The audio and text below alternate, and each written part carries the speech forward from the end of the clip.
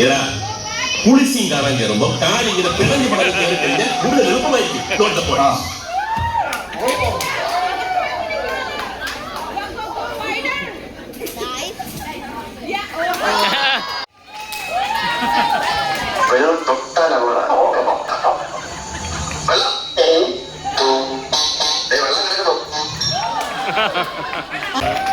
ഇതല്ല ഇതിനപ്പുറം ചാടി കറന്നവനാണ് ഈ KK ലോക.